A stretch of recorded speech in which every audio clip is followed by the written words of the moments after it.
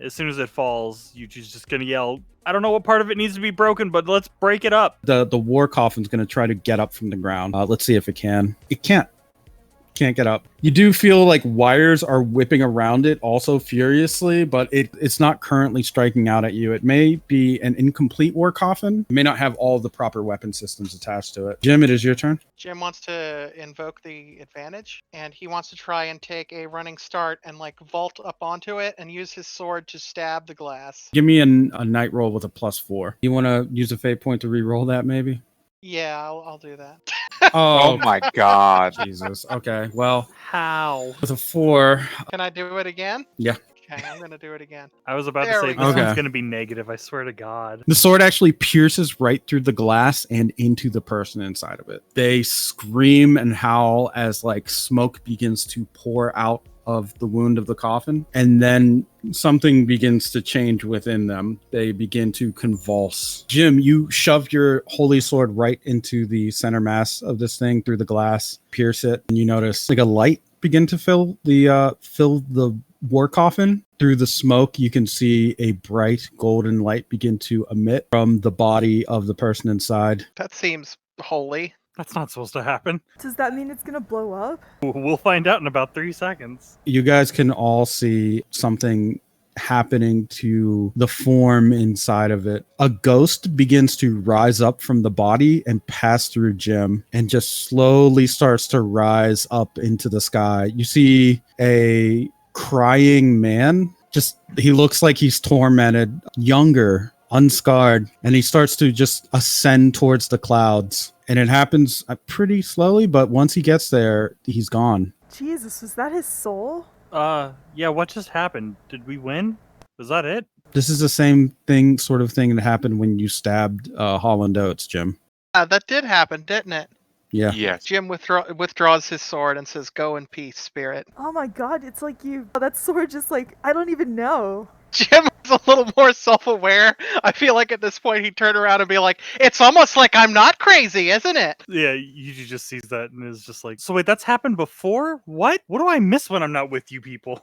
You miss a lot. Yeah, I figured. Jesus. I mean, and Yuji goes over and kind of like hits the coffin and just goes, well, I mean, is it dead?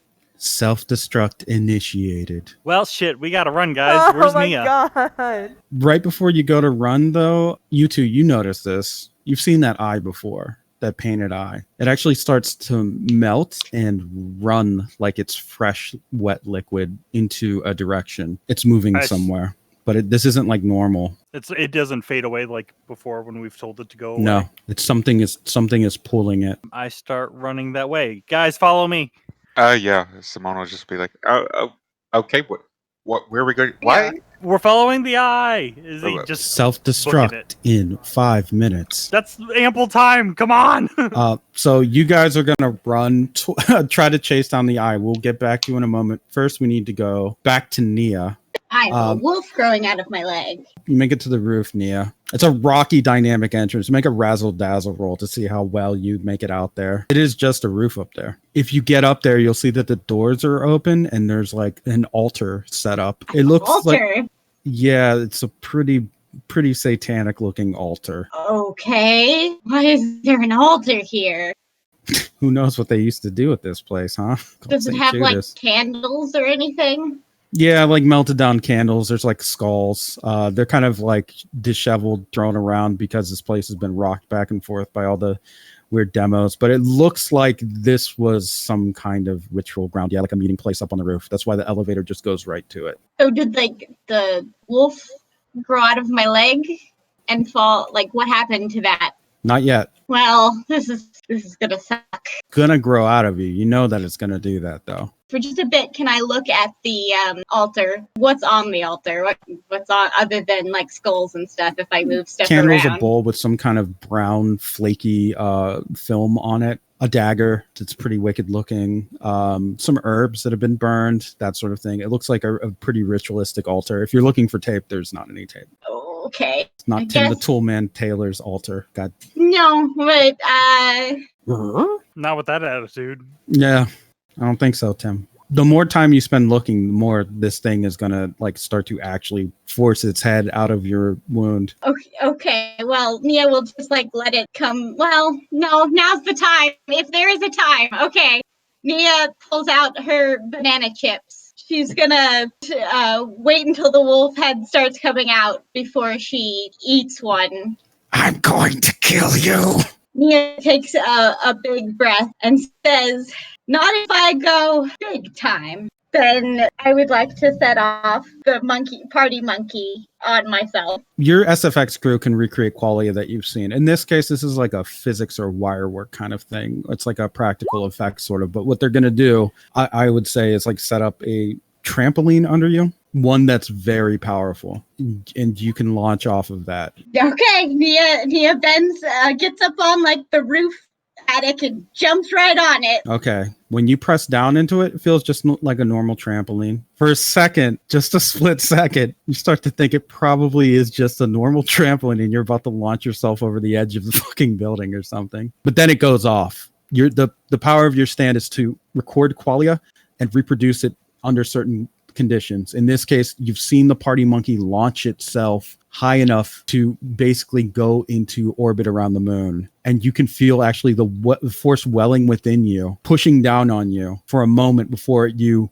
poof, shoot up like as fast as a fucking rocket. You guys outside can actually see this. You see a dot fly up from the fucking roof, a vaguely humanoid figure, like just in the distance, and a recognizable spacesuit, I might add. Can I Squinting. roll? Can Okay, I so the roll eye went for outside. Dazzle, just so see if it's as shiny as the monkey's is? Yes, please go for it. It's pretty shiny. As shiny as possible for a 3, please. Not Yeah. quite my monkey people need me shiny. Yeah. So you see a shiny Nia launching way the fuck into the sky, like way too fucking high to ever land safely too high. Yeah, DJ Rabbit's gonna see that and he's just gonna shout back to the group following the eye, and he just goes, "Can she do that? What's happening with her? What the fuck? I don't think the wolf can do that."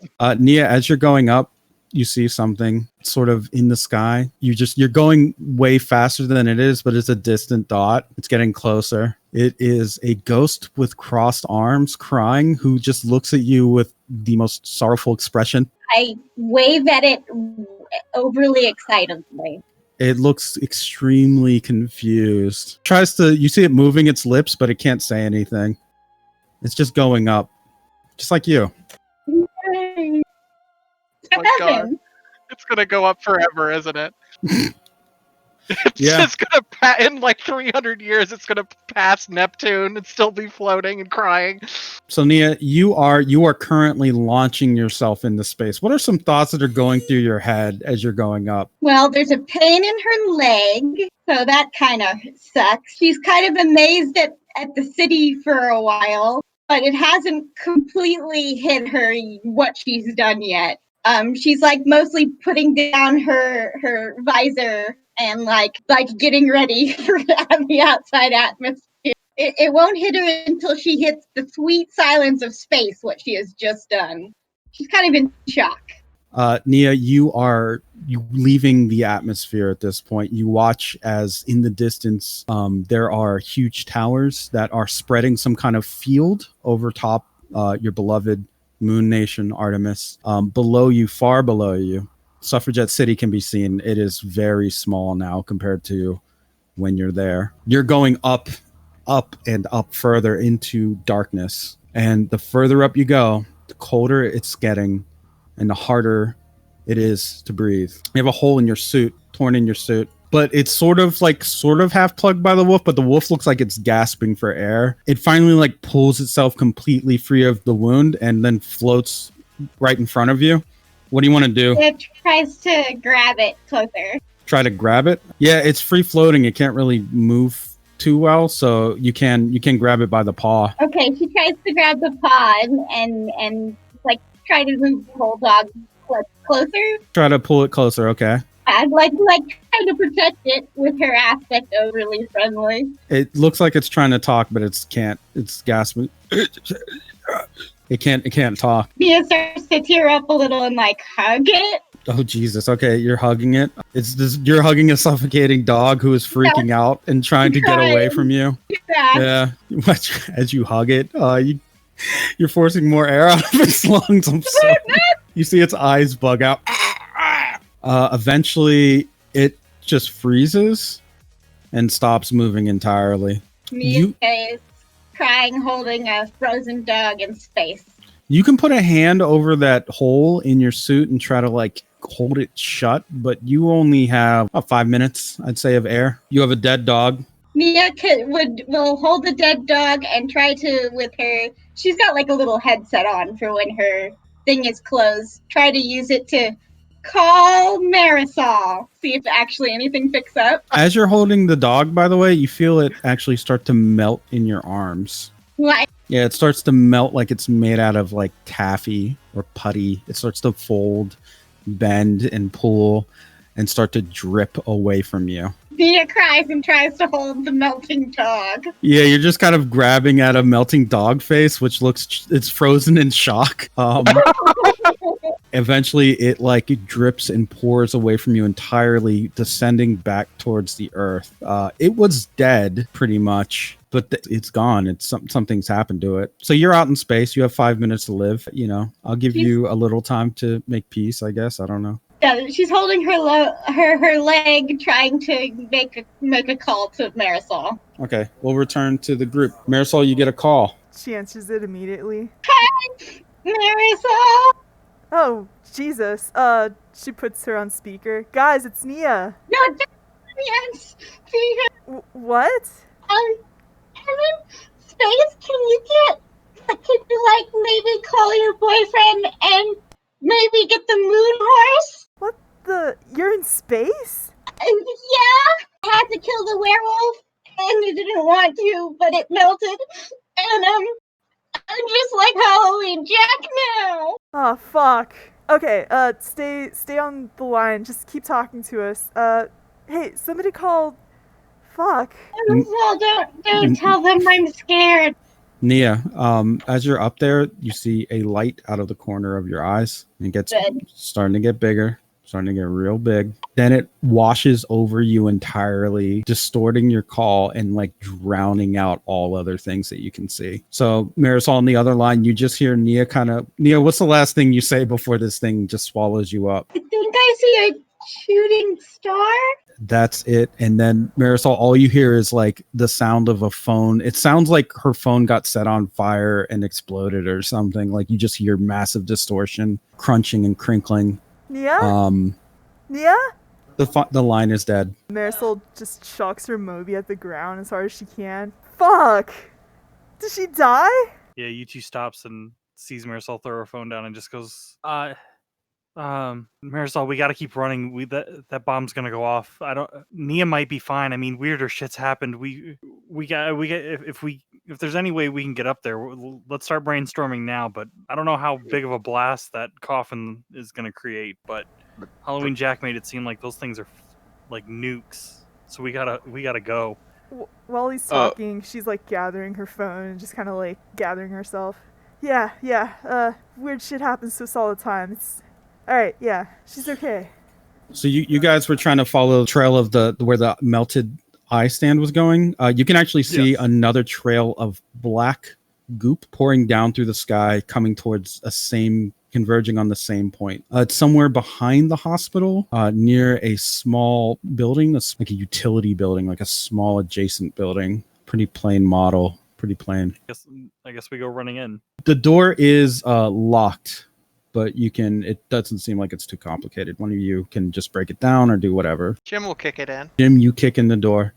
You find in the interior is another altar setup with a golden cup on an altar. Alana is there on the ground, lying face up with her eyes completely rolled back into her head and like a trail of drool running out the side of her mouth. Marisol's gonna approach the body and like check for a pulse on the neck. Yeah, she's dead. Well. Marisol, do you know her? This is that weirdo that was chasing Jason. We don't have time. Is this the fucking Holy Grail? Marisol's not in the mood. Perry Floor is here. You've met him before. He looks surprised that you're there. Hey, Hey. Hey, Is he tied up or is he just there? he's just there. Hey guys, he's a guy that you met. He's another survivor that you met that went Yeah. missing and then suddenly showed up out of nowhere and like met you guys briefly.